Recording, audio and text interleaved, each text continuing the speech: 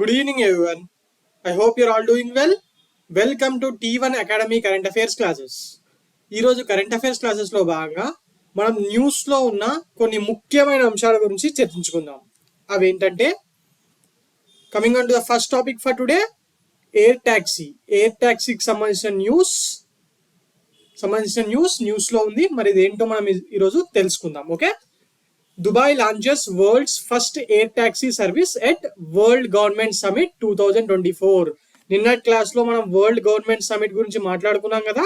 Yes, ఆ summit లోనే Dubai లో this UAE government has launched the world's first air taxi services. మనకి ఎలాగైతే ఊబర్, ఓలా ఇలాంటి కంపెనీస్ టాక్సీస్ అందజేస్తున్నాయో అలాగే ఎయిర్ టాక్సీ ఇది దానికి సంబంధించిన పిక్చరే. ఈ ఎయిర్ టాక్సీస్ ని తీసుకొస్తామని చెప్పి నిన్న దుబాయ్ వాళ్ళు తెలియజేయడం జరిగింది. And yesterday only this Dubai has inked agreements at the world governance summit 2024. ఈ వరల్డ్ గవర్నమెంట్ సమిట్ 2024 లో వాళ్ళు కొన్ని అగ్రిమెంట్ చేసుకున్నారు. అదేంటంటే 2026 లో నెక్స్ట్ వరల్డ్ గవర్నమెంట్ సమిట్ జరిగే టైంకి మేము ఫస్ట్ ఎయిర్ టాక్సీ సర్వీస్ ని వాడుకలోకి తీసుకొస్తామని చెప్పి నిన్న వీళ్ళు కొన్ని అగ్రిమెంట్స్ ని సైన్ చేయడం జరిగింది. మరి ఎయిర్ టాక్సీ ఏ కంపెనీకి సంబంధించింది అంటే Joby Aviation S4 which is an innovative aircraft. మరి ఎంత మందిని ఎక్కించుకుంటుంది అంటే కార్ లాగా, క్యాబ్ లాగా నలుగురిని మాత్రమే ఎక్కించుకుంటుంది.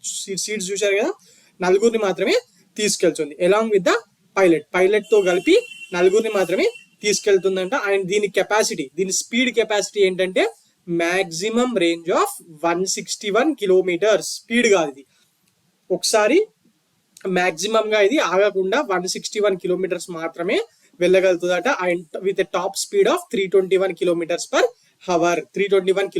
Per hour. మరి దీని వల్ల యూసేజ్ ఉందా అంటే ఎస్ ఉందండి. ఎమర్జెన్సీ సర్వీసెస్ వాళ్ళకు, లేకపోతే పెద్ద పెద్ద సిఇఓస్ ఇలాంటి వాళ్ళకు, అలాగే రోడ్ల మీద ట్రాఫిక్ తగ్గడానికి ఇది చాలా చాలా ఉపయోగపడుతుంది ఫ్యూచర్ లో. ఓకే, ఇందులో మరి మనకి ఇంపార్టెంట్ ఏంటంటే ఎవరు world's first air taxi service ని తీసుకొస్తామని చెప్పి ఎవరు చెప్పారు? Dubai government. ఓకే, మరి దీన్ని ఎక్కడ లాంచ్ చేశారు? World government summit 2024. అది ఎక్కడ జరుగుతుంది? అది కూడా యుఏఈలోని దుబాయ్ లోనే జరుగుతుంది కదా. ఎస్, మరి దీన్ని తీసుకొచ్చిన ఆర్గనైజేషన్ ఏంటి? Joby Aviation S4. It is a innovative aircraft. ఈ ఎయిర్ క్రాఫ్ట్ పేరు జాబీ ఏవియేషన్ కి సంబంధించి S4 అనే ఎయిర్ క్రాఫ్ట్. ఓకే, మరి దీని మాక్సిమం రేంజ్ ఇప్పుడు మిజైల్స్ కి ఎట్లా అవుతే మాక్సిమం రేంజ్ ఎంత దూరం వెళ్తుంది అని చెప్పి మనం మాట్లాడుకుంటాం కదా, అలాగే దీనికి కూడా మాక్సిమం రేంజ్ ఉంది 161 kilometres and speed is 321 kilometres per hour. మరి దీని వల్ల లాభాలు ఏంటో ఇందాక నేను చెప్పాను, అందులో కొన్ని పాయింట్స్ మిస్ అయినట్టున్నాను. Yes, air taxi provides lot of benefits including reduced noise levels. General గా మన హెలికాప్టర్లు పైకి వెళ్ళి ఎడుగెల్లో పోతున్నా మనకి సౌండ్ వినిపిస్తుంది కదా, గడగడ అని. ఇది అంత నాయిస్ చేయదంట, ఏదో కొంచెమే నాయిస్ ఉంటుందట. సో దీని వల్ల నాయిస్ లెవెల్స్ అనేవి తగ్గుతాయి. అలాగే జీరో ఆపరేటింగ్ ఎమిషన్స్ అంటే ఏంటి? మనం ఇప్పుడు పెట్రోల్, డీజిల్ వెహికల్స్ వాడుతున్నాం, దాని ద్వారా పొగ రిలీజ్ అవుతుంది కదా, బాగా ఎమిషన్స్ రిలీజ్ అవుతాయి కదా. మరి దీని వల్ల అసలు ఎలాంటి ఎమిషన్స్ అనేటివి ఉండవంట. అండ్ ఎన్హాన్స్డ్ ప్యాసింజర్ కన్వీనియన్స్, ఇది మనం ఆల్రెడీ ఇందాకే మాట్లాడుకున్నాం. And this air taxi network will commence in operations in 2026. This point also we have already spoken. 2026 world government summit జరిగే లోపల దీన్ని ఉపయోగంలోకి తీసుకొస్తామని చెప్పి తెలియజేయడం జరిగింది. ఓకే, మరి ఇది ఇంపార్టెంట్ అంటే ఎగ్జామ్ పాయింట్ ఆఫ్ వ్యూలో ఇంపార్టెంట్ అండి. జనరల్ గా మనం ఇప్పుడు తెలంగాణలో ఫ్రీ బస్ సర్వీస్ నడుస్తుంది. సో ట్రాన్స్పోర్టేషన్ సంబంధించిన విషయాలు న్యూస్ లో ఉన్నాయి. అలాగే వందే భారత్ డ్రీమ్ అని, ఏదైనా స్లీపర్ ట్రైన్స్ అని, ఇలా ఇష్టం ఉన్నట్టు కొత్త వస్తూనే ఉన్నాయి కదా ట్రాన్స్పోర్టేషన్ సెక్టర్ కి సంబంధించి. మరి ఆటోమేటిక్ గా ఇలా ఫస్ట్ ఎయిర్ టాక్సీ అనేది ఒకటి న్యూస్ లోకి వచ్చినప్పుడు first last, highest, longest, largest ఇలాంటి సూపర్లేటివ్స్ మీద ఎగ్జామ్స్ లో చాలాసార్లు ఎగ్జామ్స్ లో అడుగుతూ ఉంటాడు కదా. ఎస్, అడుగుతాడు. మరి ఇలా ఫస్ట్ ఎయిర్ టాక్సీ సర్వీస్ అనేది ఒకటి తీసుకొస్తున్నప్పుడు దానికి సంబంధించింది ఎగ్జామ్ పాయింట్ ఆఫ్ వ్యూలో చాలా చాలా ఇంపార్టెంట్ అవుతుంది.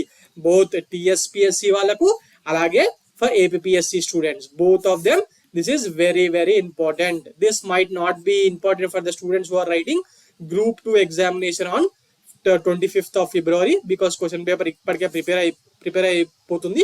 సో వాళ్ళకేం ఉపయోగం లేదు. బట్ తర్వాత రాబోయే ఎగ్జామ్ వాళ్ళకు This is very, very important. Okay, right. Now coming on to the next question for today. Sorry, next topic for today, that is Defense Minister has unveiled the statue of General Bipin Rawat in Dehradun. Who is the Defense Minister of India? Defense Minister of India evaru? Rajnath Singh. మరి ఈయన నిన్న general Bipin Rawat గారి విగ్రహావిష్కరణ డెహ్రాడూన్లోని టాన్స్ bridge స్కూల్లో he has inaugurated the statue. This man, Mr. Rajnath Singh, Defense Minister of India, has inaugurated the statue at Ton's Bridge School in Dehradun. మరి ఇంతే, దీనికి సంబంధించి పెద్దగా న్యూస్ ఏం లేదు. బట్ జనరల్ బిపిన్ రావత్ గారు రీసెంట్ గా న్యూస్ లో ఉంటున్నారు, అందువల్ల ఆయన గురించి తెలుసుకోవాల్సిన అవసరం ఎంతైనా ఉంది. మరి లాస్ట్ మంత్ ఆల్రెడీ మనం ఆయన గురించి మాట్లాడుకున్నాం. ఎందుకు? బిపిన్ రావత్ పేరు మీద ఒక స్టేడియం, అప్పటి వరకు ఉండే ఆ స్టేడియం, దాని పేరు మార్చి బారాముల్లా స్టేడియం కి పేరు మార్చి బిపిన్ రావత్ స్టేడియం అని చెప్పి పెట్టడం జరిగింది కదా జమ్మూ అండ్ కాశ్మీర్ యూనియన్ టెరిటరీలో. అప్పుడు కూడా దీని గురించి మాట్లాడుకున్నాం. మరి ఈయన పేరు మీద నేపాల్లో ఒక గుడిలో ఉండే ఒక గంటకు ఈయన పేరు పెట్టారని చెప్పి, ఇలా మన బీహార్ దగ్గర ఒక బ్రిడ్జికి పెట్టారని చెప్పి ఇలాంటివి మాట్లాడుకున్నాం కదా. సో ఈయన ఈ మధ్య రీసెంట్ గా చాలా సార్లు న్యూస్ లో ఉంటున్నాడు. సో మనం ఆయనకు సంబంధించిన స్టాటిక్ ఇన్ఫర్మేషన్ కొంచెం ఇప్పుడు తెలుసుకుందాం. Okay, right. Now coming on to general Bipin Rawat. ఈయన 2021లో ఒక హెలికాప్టర్ క్రాష్ లో చనిపోవడం జరిగిందండి. While he was travelling to A defence college. Military వాళ్ళ కాలేజ్ ఉంటుంది, డిఫెన్స్ కాలేజ్ ఇన్ వెల్లింగ్టన్ అంటే న్యూజిలాండ్ లో ఉండే వెల్లింగ్టన్ కాదండి, మన ఇండియాలోని తమిళనాడు రాష్ట్రంలో కూడా వెల్లింగ్టన్ అనే ఒక టౌన్ ఉంది. It is in Tamil Nadu. మరి అక్కడికి వెళ్లే దారిలో కున్నూర్ అనే టౌన్ దగ్గర జరిగిన హెలికాప్టర్ ప్రమాదంలో due to bad weather conditions ఈయన చనిపోవడం జరిగింది. మరి వెల్లింగ్టన్ అనేది ఎక్కడన్నా విన్నట్టుందా పేరు? రీసెంట్ గా ఎవరైనా శామ్ బహదూర్ అని చెప్పి సినిమా చూసారా? జనరల్ శామ్ బహదూర్ గా సినిమా వచ్చింది కదా, ఎవరైనా చూసారా? అందులో ఆయన చాలా సంవత్సరాల పాటు వెల్లింగ్టన్ లోని డిఫెన్స్ కాలేజ్ లో ఇన్స్ట్రక్టర్ గా చీఫ్ గా ఉంటాడు కదా. ఎస్, అదే ఈ వెల్లింగ్టన్ డిఫెన్స్ కాలేజ్. అక్కడికి వెళ్తున్నప్పుడే ఈయన చనిపోవడం జరిగింది. మరి general Bipin Rawat has served as the first CDS, chief of defence staff of Indian arm forces from January 2020 to his death. మరి CDS అనేది మొట్టమొదటిగా చీఫ్ ఆఫ్ డిఫెన్స్ స్టాఫ్ అనే పొజిషన్ ని మొట్టమొదటిగా స్టార్ట్ చేసినప్పుడు బిపిన్ రావత్ గారిని దానికి నియమించడం జరిగింది. అంతకన్నా ముందు ఆయన ఇండియన్ ఆర్మీకి చీఫ్ గా ఉండేవాళ్ళు. And he served as the 26th chief of Indian army యొక్క 26వ చీఫ్ ఆయన. Okay, right. మరి ఈయన గురించి ఇంతవరకు తెలుసుకుంటే మనకి సరిపోతుందండి. ఆయన ఏ యుద్ధాల్లో పాల్గొన్నాడు ఇంతగా మనకి ఎగ్జామ్ పాయింట్ ఆఫ్ వ్యూ అవసరం లేదు. ఏ CDS ఎగ్జామ్ అలాంటివి రాస్తే అడుగుతారేమో చెప్పలేం, కానీ ఇక్కడ మన TSPSC APPSC వరకు సంబంధించిన వరకు ఇంత చదువుకుంటే సరిపోతుంది. Okay, right. But he was been a decorated officer in the Indian army. ఆయన 4 స్టార్ జనరల్ గా ఉండేవారండి. 4 స్టార్స్ జనరల్ చాలా తక్కువ మందికే ఉంటుందండి 4 స్టార్ జనరల్ అనేది. ఈయనకు కరియప్ప గారికి అలాగే శామ్ బహదూర్ గారికి ఇలాంటి వాళ్ళకు ఉండేది. మరి Sam Bahadur he worked as the field marshal also. Field marshal గా కూడా ఈయన పనిచేశారు కదా. ఎస్, శామ్ బహదూర్ గారు పనిచేశారు. ఒక్కసారి శామ్ బహదూర్ మూవీ చూడండి, 1971 వార్ కి సంబంధించిన విషయాలు మనకు చాలా క్లియర్ గా అర్థమవుతాయి. Okay, right. Now coming on to the next topic for today, that is about Indian air force కి సంబంధించిన సారంగ్ హెలికాప్టర్ డిస్ప్లే టీమ్ అనేది న్యూస్ లో ఉంది. మరి అది అసలు ఎందుకు న్యూస్ లో ఉందనే విషయాలు మనం ఇప్పుడు తెలుసుకుందాం. Okay, so basically Indian air force కి సంబంధించిన Sarang helicopter display team is going to participate at Singapore air show 2024. ఈ సారంగ్ హెలికాప్టర్ డిస్ప్లే టీమ్ అనేది ప్రతి సంవత్సరం మన రిపబ్లిక్ డే పరేడ్ వేడుకల్లో అబ్బురపరిచే విన్యాసాలు చేస్తూ ఉంటుంది. చూసారా, 3 హెలికాప్టర్లు ఒకేసారి వచ్చి ఇలా పర్ఫామ్ చేస్తున్నాయి ఇంత దగ్గరలో. ఎస్, ఈ టీమ్ కి మొత్తం 5 హెలికాప్టర్లతో ఇలాంటి విన్యాసాలు చేస్తూ ఉంటుంది. స్టార్ట్ అయినప్పుడు 3 ఉండే, బట్ ఇప్పుడు 5 హెలికాప్టర్స్ ఇలాంటి విన్యాసాలు చేస్తుంది. మరి ఇది ఇండియాలో మాత్రమే చేస్తుందా, వేరే ఏ దేశాల్లో ఇప్పటి వరకు చేయలేదా, సింగపూర్ లో ఫస్ట్ టైం చేస్తుందంటే లేదండి. ఇది చాలా 2004 టైం నుంచే వేరే దేశాల్లో కూడా ఇంటర్నేషనల్ పరేడ్స్ లో కూడా పాల్గొంటుంది. రీసెంట్ గా 2023లో దుబాయ్ ఎయిర్ షోలో కూడా మన సారంగ్ హెలికాప్టర్ డిస్ప్లే టీం వాళ్ళు పాల్గొనడం జరిగింది. ఇది ఇండియన్ ఎయిర్ ఫోర్స్ కి సంబంధించిన హెలికాప్టర్ డిస్ప్లే టీం పేరు, దట్ ఈస్ సారంగ్. వీళ్ళు బేసిక్ గా ఏం చేస్తూ ఉంటారంటే ఏరోబాటిక్ విన్యాసాలు చేస్తూ ఉంటారు. ఏరోబాటిక్ విన్యాసాలు అంటే ఏం లేదంటే ఇప్పుడు ఇవి కనిపించాయి కదా, ఇలా దగ్గరికి కిందికి పైకి ఇలా ఇలా మూవ్ అయ్యి కొన్ని ఇలాంటివి చేయడం పాసిబులా అని జనాలు ఫీల్ అయ్యేలాంటి విన్యాసాలు చేయడమే ఆ టీం యొక్క ముఖ్యమైన పని. సో మరి సింగపూర్ ఎయిర్ షో 2024లో పాల్గొనడానికి ఈ సారంగ్ టీమ్ కి సంబంధించి 71% ఆఫ్ ఇండియన్ ఎయిర్ ఫోర్స్ వెళ్ళడం జరిగింది. They have been landed at Paya Lebar air base of Singapore. Paya Lebar air base of Singapore. మరి సింగపూర్ ఎయిర్ షో జరుగుతున్న ప్రాంతానికి దగ్గరలో ఉన్న ఈ పాయా లేబర్ ఎయిర్ బేస్ లో మన వాళ్ళు దిగడం జరిగింది. ఓకే, మరి సింగపూర్ ఎయిర్ షో ప్రతి ఇయర్ నిర్వహిస్తారా? లేదు, ఇది 2 years ఒకసారి మాత్రమే నిర్వహిస్తూ ఉంటారు. 2 years ఒకసారి మాత్రమే నిర్వహిస్తూ ఉంటారు. మరి ఈ ఇయర్ 20 నుంచి 24 ఫిబ్రవరి వరకు Changi exhibition centre in Singapore లో దీన్ని నిర్వహిస్తున్నారు. మరి ఎందుకోసం నిర్వహిస్తున్నారు? దీంట్లో ఏం చేస్తారంటే the show features various aerial displays from participants all over the globe. అంటే మన ఇండియాకి సంబంధించిన టీమ్స్ మాత్రమే కాకుండా ప్రపంచవ్యాప్తంగా ఉన్న కొన్ని డిఫరెంట్ ఎయిర్ ఫోర్సెస్ సంబంధించిన బెస్ట్ టీమ్స్ ఇందులో పార్టిసిపేట్ చేస్తూ ఉంటాయి. దుబాయ్ ఎయిర్ షో మొన్న జరిగింది కదా, అక్కడ కూడా ఇలాంటి పార్టిసిపేషన్ జరిగింది. అబ్బురపరిచే విన్యాసాలను అక్కడ చేయడం జరిగింది. ఓకే, మరి the starting point the Sarang helicopter display team was formed in 2003. మరి అప్పటి నుంచే వీళ్ళు చేస్తున్నారు. మరి వీళ్ళు ఉపయోగించే హెలికాప్టర్స్ ఏమంటారు? ఇందాక మనం ఫోటోలో చూసిన హెలికాప్టర్స్ ఉన్నాయి కదా, those helicopters are also known as Dhruv helicopters అంటారు. Basically they are advance light helicopters called Dhruv. ఈ పాయింట్ ఇంపార్టెంట్. ఈ ధ్రువ్ హెలికాప్టర్స్ అనే పాయింట్ ఇంపార్టెంట్. అలాగే సింగపూర్ ఎయిర్ షోలో పార్టిసిపేట్ చేస్తున్నారు అనేది ఇంపార్టెంట్. సారంగ్ టీమ్ అనేది వెరీ వెరీ ఇంపార్టెంట్. ఈ 3 పాయింట్లు. సారంగ్ హెలికాప్టర్ డిస్ప్లే టీమ్ అనే point very very important. Okay, అటు టీఎస్పీఎస్సి, ఏపీఎస్సి, సిడిఎస్ ఇలా ఏ ఎగ్జామ్స్ ఇప్పుడు రాస్తున్న సిఎస్ఐఆర్ అన్నిట్లో అడగచ్చు. మరి సారంగ్ అంటే పికాక్ అని అర్థం అంట. సాంస్క్రిట్ లో పికాక్ అని అర్థం. దిస్ మనం ఆల్రెడీ డిస్కస్ చేశాం. వీళ్ళు 2003లో ఫామ్ చేశారు. But the very first international public performance was in 2004 it self. కొత్తగా ఫస్ట్ టైం చేస్తున్నారంటే లేదు, 2004 నుంచే చేస్తున్నారు. అప్పుడు కూడా సింగపూర్ లో జరిగిన ఏషియన్ ఏరోస్పేస్ షో నుంచే వీళ్ళు బయటకు వెళ్ళి చేయడం స్టార్ట్ చేశారు. ఓకే, మరి ధ్రువ్ హెలికాప్టర్ ఎవరు డిజైన్ చేశారు? It is design by Hindustan aeronautical limited. దీని ఎక్కడ ఉంటుంది? ఇది బెంగళూరు బేస్డ్ గా వీటిని తయారు చేస్తూ ఉంటుంది హిందుస్థాన్ ఏరోనాటికల్ లిమిటెడ్. ఓకే, మరి అక్కడ వీళ్ళు ఈ ధ్రువ్ హెలికాప్టర్స్ ని తయారు చేస్తూ ఉంటారు. Okay, and this is all weather multi mission capable helicopter. Okay, ఎలాంటి వెదర్ కండిషన్స్ లో అయినా పనిచేస్తుందంట. ఎలాంటి వెదర్ కండిషన్స్ లో అంటే ఏదో మన తుఫాన్ వచ్చినప్పుడు, సునామీ వచ్చినప్పుడు ఇలాంటి మానూవర్స్ చేస్తారని కాదు నా అర్థము. ఓకే, ఎండలోనైనా చలికాలంలో అయినా చేస్తారని అంతే. Right, now coming on to the next topic for today. ఇది స్పెషల్లీ ఏపీఎస్సి వాళ్ళు చూసుకోండి.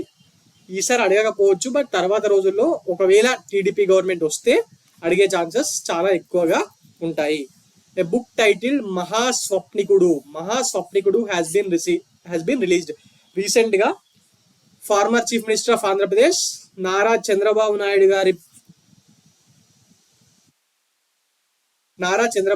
గారి పేరు మీద ఈ బుక్ రిలీజ్ కావడం జరిగింది. ఆయన గురించి ఈ బుక్ లో రాశారు. ఆ టైటిల్ పేరు ఆ బుక్ యొక్క టైటిల్ పేరు మహాస్వప్నికుడు అంటే ఇంగ్లీష్ లో ఏంటి?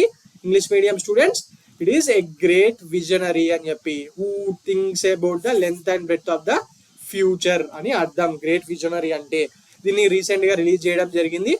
మరి ఈ బుక్ అదేనండి. మరి దీని ఆథర్ ఎవరు? This is authored by P Vikram Kumar and has been released by whom? This has been released by former supreme court judge called V Gopala Gowda. ఈ 3 పాయింట్లు ఇంపార్టెంట్. మహాస్వాప్నికుడు అనే పుస్తకం ఎవరి మీద రాశారు? చంద్రబాబు నాయుడు గారి పేరు మీద రాయడం జరిగింది. మరి దీని ఆథర్ ఎవరు? P Vikram and released by former supreme court judge V Gopala Gowda. అలాగే ఇలా కూడా అడగచ్చు, రీసెంట్ గా చంద్రబాబు నాయుడు గారి మీద రాసిన పుస్తకం పేరేంటి అని. ఏంటి? Mahaswapnikudu. Okay, right. Now coming on to the next topic for today, that is World Water Awards 2024 ని మొన్న ప్రదానం చేయడం జరిగింది. దీని మొత్తం పేరు Water Digest World Water Awards 2023-2024. This awards has recognized excellence in water management. ఎవరైతే institutions, states, organisations water management లో ఎక్సలెన్స్ చూపిస్తారో వాళ్లకు ఈ వరల్డ్ వాటర్ అవార్డ్స్ 2023-24 ని రీసెంట్ గా గవర్నమెంట్ ఆఫ్ ఇండియా వాళ్ళు మరి పార్ట్నర్షిప్ విత్ యునెస్కోతో కలిపి ప్రదానం చేయడం జరిగింది. Okay, this is a global event that has been recognising the excellence in water management held in partnership with UNESCO. మరి అవార్డ్స్ ఎవరు ఇచ్చారంటే మన మినిస్టర్ ఫర్ జల్ శక్తి ఉన్నారు కదా, గజేంద్ర సింగ్ షెకావత్, ఆయన ఢిల్లీలో ప్రదానం చేశారు. సో ఈవెంట్ కూడా ఆటోమేటికల్ గా ఢిల్లీలోనే జరిగింది. మరి ఎవరితో కొలాబరేట్ అయ్యి ఈ అవార్డ్స్ ఇచ్చారు? With UNESCO. మరి దీనికి సపోర్ట్ ఇచ్చిన ఆర్గనైజేషన్స్ ఏంటి? The department of water resources, government of India, river development and Ganga rejuvenation, ministry of Jal Shakti and ministry of housing and urban affairs. So automatically water awards ఇస్తున్నప్పుడు water resource వాళ్ళు, జల్ శక్తి minister వాళ్ళు help చేయడం కామనే కదా. But ఇక్కడ ఒక important point, ministry of housing and urban affairs వాళ్ళు కూడా దీనికి సపోర్ట్ చేశారు. ఇది ఇంపార్టెంట్. Okay, right. మరి ఈ అవార్డ్స్ ఎవరికి ఇచ్చారో కూడా మనకు తెలియాలి కదా. ఈ అవార్డ్స్ ఎవరికి ఇచ్చారు? బేసిక్ గా దీస్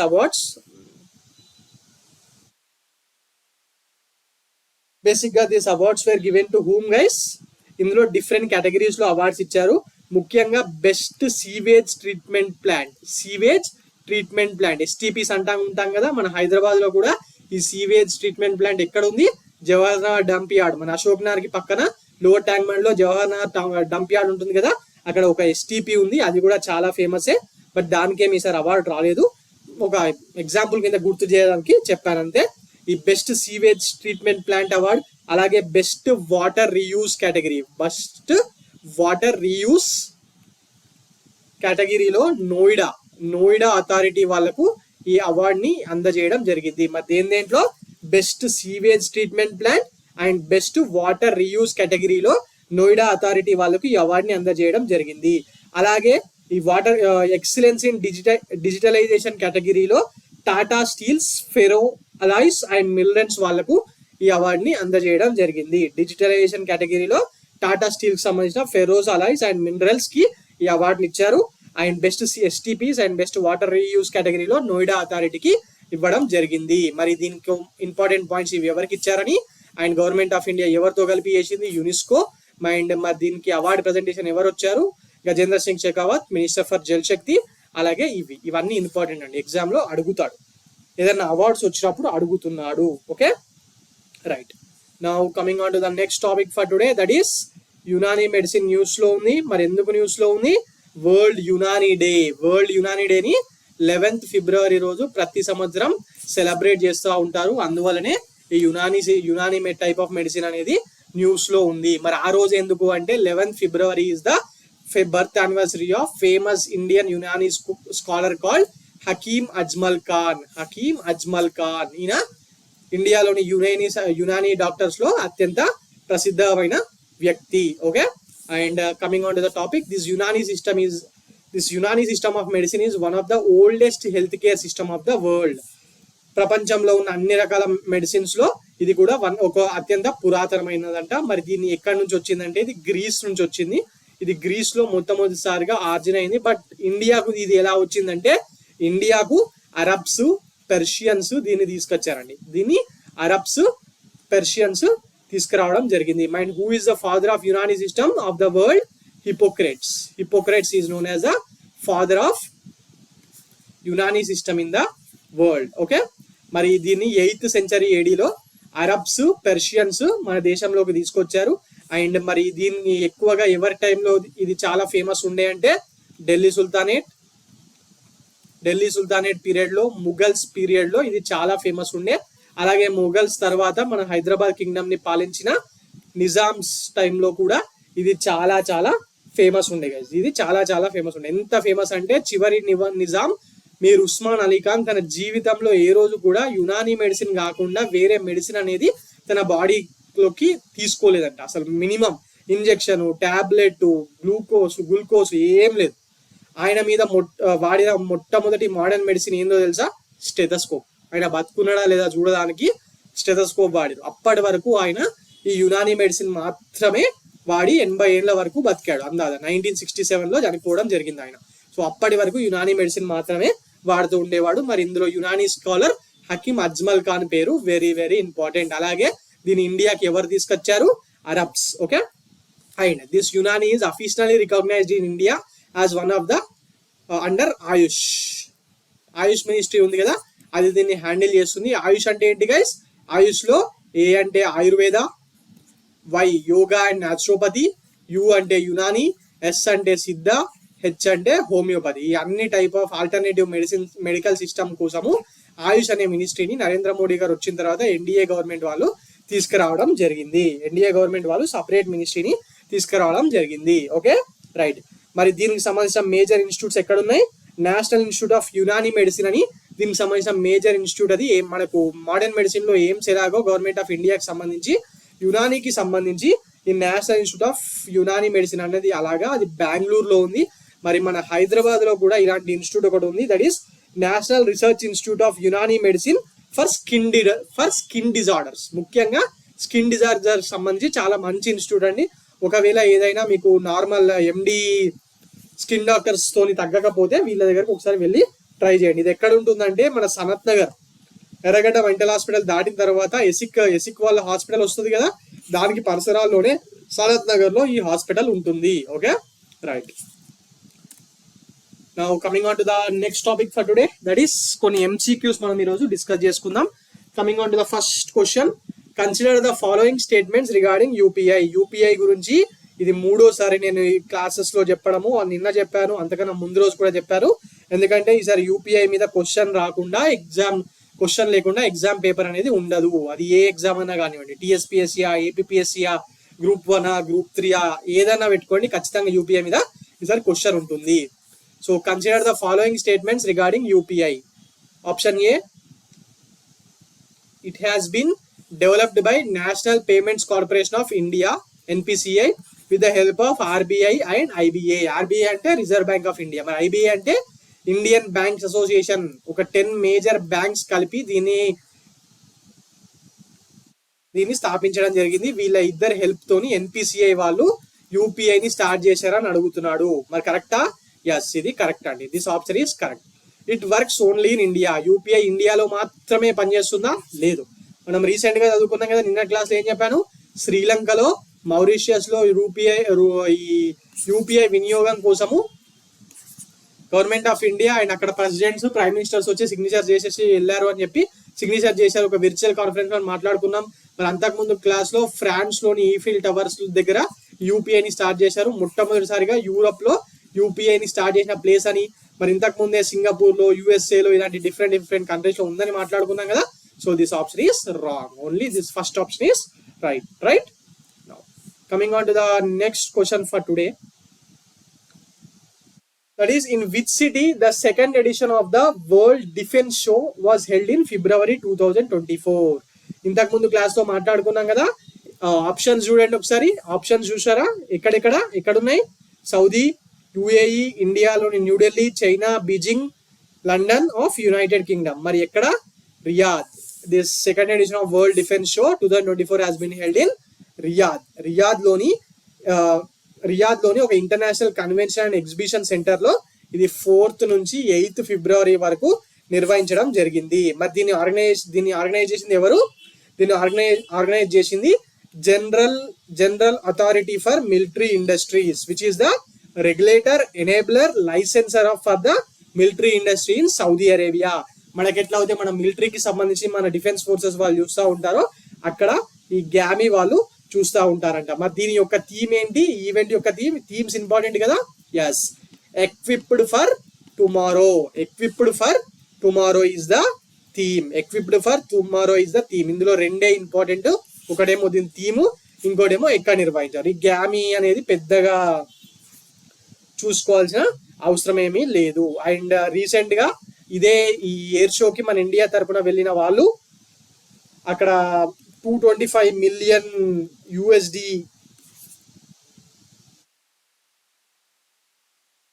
కాంట్రాక్ట్ ని సౌదీ అరేబియాతో కుదుర్చుకోవడం జరిగింది. అంటే మనం ఏమంటున్నారు, కుదుర్చుకోవడం అంటే జనరల్గా ఏమనుకుంటాం, మనం అక్కడికి వెళ్ళి కొంటున్నాం అనుకుంటాం. బట్ ఈసారి డిఫరెంట్ జరిగిందండి. మన వాళ్ళే అమ్యునేషన్ సప్లై చేస్తామని చెప్పి మన వాళ్ళే ఒక పిఎస్యు పూణేలో ఉండే మ్యూనిషియన్స్ ఇండియా లిమిటెడ్ అనే డిఫెన్స్ పబ్లిక్ సెక్టర్ అండర్టేకింగ్ మేమే సప్లై చేస్తామని చెప్పి ఈ సౌదీ అరేబియా వాళ్ళతో ఒప్పందం కుదుర్చుకుంది. Okay, right. Now coming on to the next topic for today, that is in February 2024, Alexander Stubb was elected as the 13th president of which country? Options చూడండి. A Finland, B Denmark, C USA, D Netherlands. మరి USA నా కాదు, అవునా? Netherlands కాదు, Denmark కాదు. Answer ఏంటి? Finland. ఈయన ఇంతకు ముందే ప్రైమ్ మినిస్టర్ గా చేశాడండి. ఈయన రీసెంట్ గా జరిగిన ప్రెసిడెన్షియల్ ఎలక్షన్ లో 51.6% ఆఫ్ ఓట్స్ గెలుచుకొని అధికారంలోకి రావడం జరిగింది. Okay, Alexander Stubb. He belongs to national coalition party, NCP. Okay, మన మహారాష్ట్రలో ఉండే నేషనలిస్ట్ కాంగ్రెస్ పార్టీ కాదు, ఇది వేరా నేషనల్ కోలియేషన్ పార్టీ. మరి ఇది కూడా ఈ మధ్య విడిపోయింది కదా రీసెంట్ గా. ఎన్సిపి ఏమో అజిత్ పవార్కి వెళ్ళింది, ఆయన అప్పటి వరకు ప్రెసిడెంట్ గా ఉన్న శరద్ పవార్ గారు ఆయన పేరు మీద ఇంకొక ఎన్సిపి అనేదో పెట్టుకున్నాడు. Okay, right. మరి ఇప్పటి వరకు ఈ ఫిన్లాండ్ కి ప్రైమ్ మినిస్టర్ గా ఎవరున్నారు, సారీ ప్రెసిడెంట్ గా ఎవరున్నారు? సౌలీ నినిస్టో. He has been the president of Finland from last 12 years. 2012 నుంచి ఈయనే ప్రైమ్ మినిస్టర్ గా ప్రెసిడెంట్ గా ఉన్నారు. మన ఈయన తర్వాత అలెగ్జాండర్ స్టబ్ అధికారంలోకి రాబోతున్నారు. Okay, coming on to the next question for today, that is what was the theme of UN world pulses day? Already class లో మాట్లాడుకుందాం. మరి ఎందుకు ఇస్తున్నాను?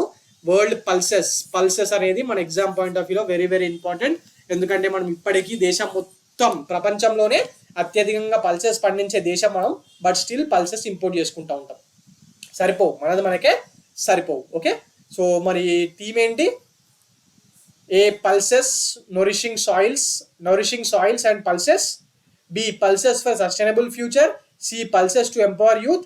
D love pulses. మరి ఏంటి answer? A is the answer. Okay, recent గా United Nations world pulses డేని 10th ఫిబ్రవరి రోజు నిర్వహించడం జరిగింది. మరి దాని థీమ్ ఏంటి? Pulses nourishing soils and people. ఇది typing mistake and people. Okay, మరి ఇది ఫస్ట్ టైం వరల్డ్ పల్సెస్ డేని 2019లో నిర్వహించారు. అప్పటి నుంచి ప్రతి సంవత్సరం నిర్వహిస్తున్నారు. Okay, right. సో ఇదండి ఈరోజు current affairs. For more current affairs like this, please visit T1 Academy and also please subscribe T1 Academy. Thank you.